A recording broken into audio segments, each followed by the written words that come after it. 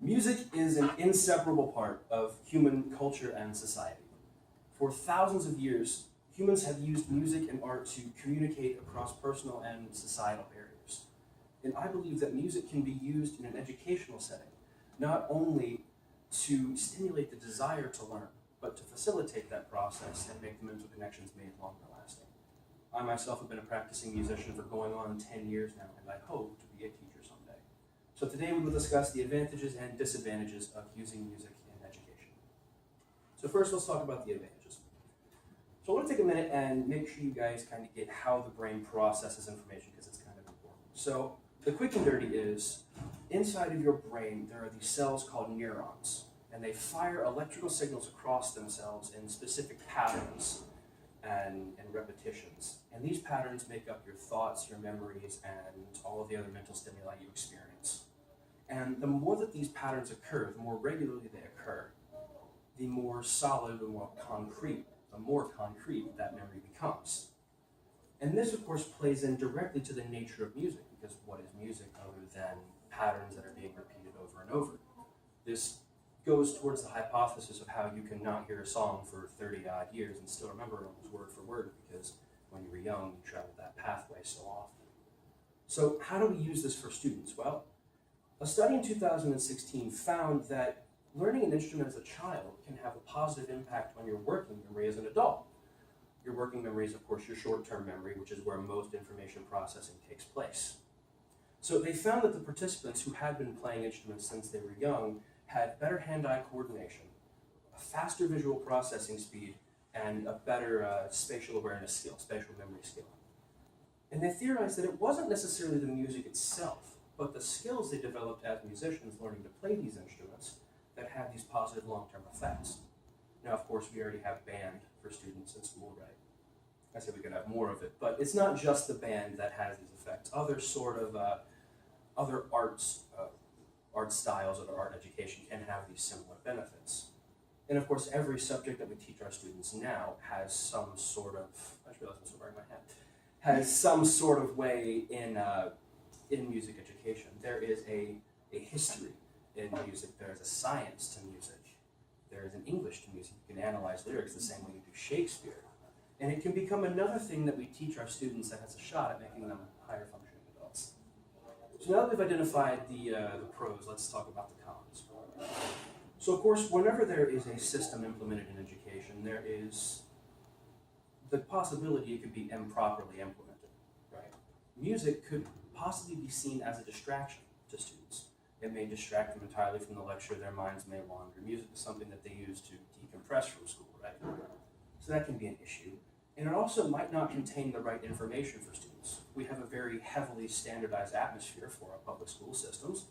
And so if you were to say, put music to a tune for students to learn it easier, it may not be the right information that be on the standardized tests. So whether it helped them mentally or not, it won't help them pass the standardized tests. The other issue we run into is cognitive dissonance. If the students don't like the music, if they don't like the style or the presentation, they may tune out the lecture entirely.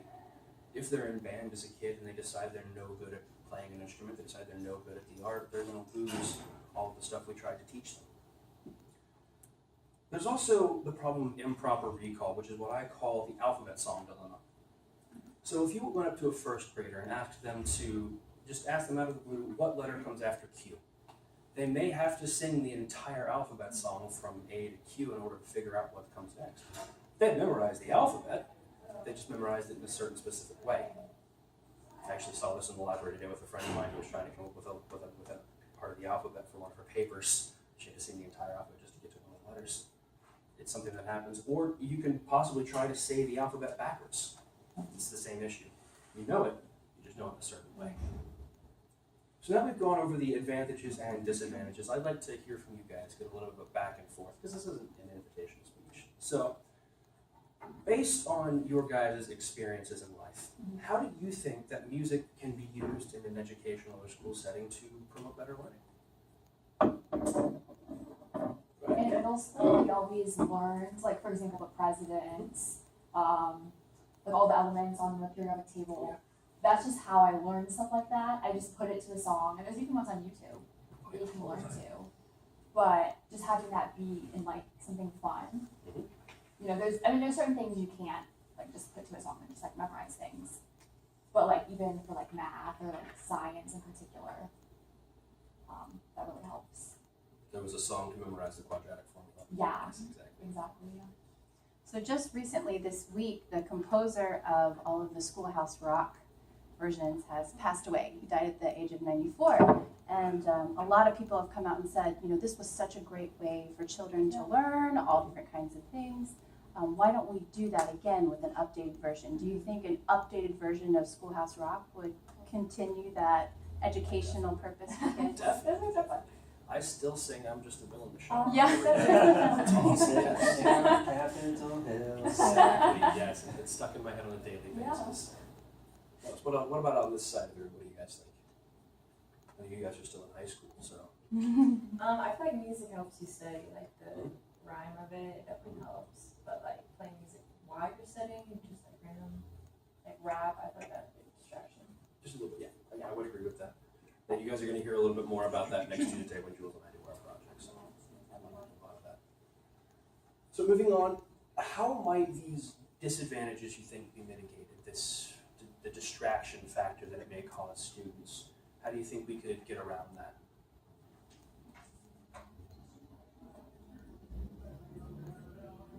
I think it ties in with the last question. I'm sure none of you guys want to hear this, but classical music is soothing and it mentally helps you.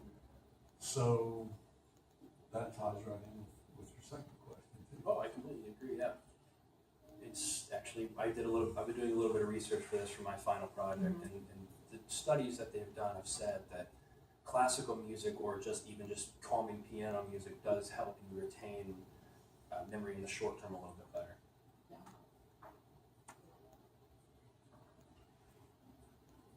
Good talk, you know. So what about if students just don't like the music? How would we get around that? If they come to class and they decide they're not going to pay attention because, oh, we're listening to indie rock today and I only listen to hard rock. What are some ways we could work around that? Provide multiple genres. I like it. Let everyone write down their favorite genre and each band and alternate it. Yeah.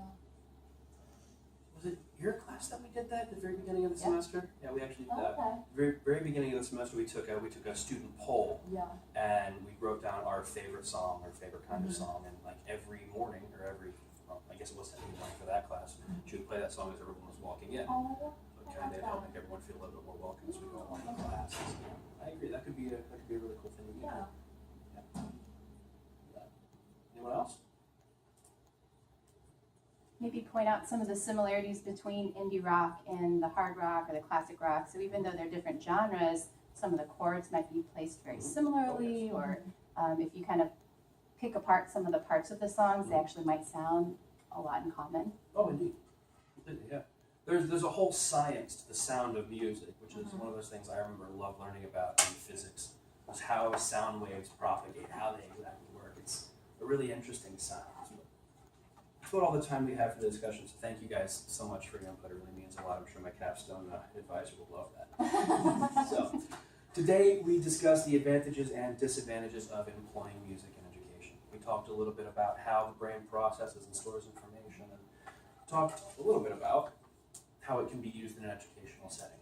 We also went over the disadvantages, how it causes cognitive dissonance if students may not necessarily like the information or like the music we're using to teach them, and how it could be improperly implemented. And I guess we did talk about how it can be properly implemented as well. So thank you guys for that.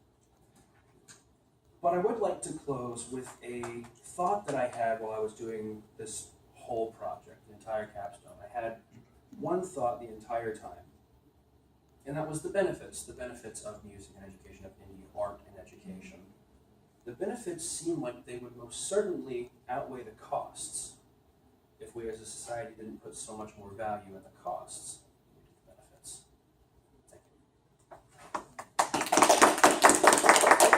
It's 9:51 for the time. Good job.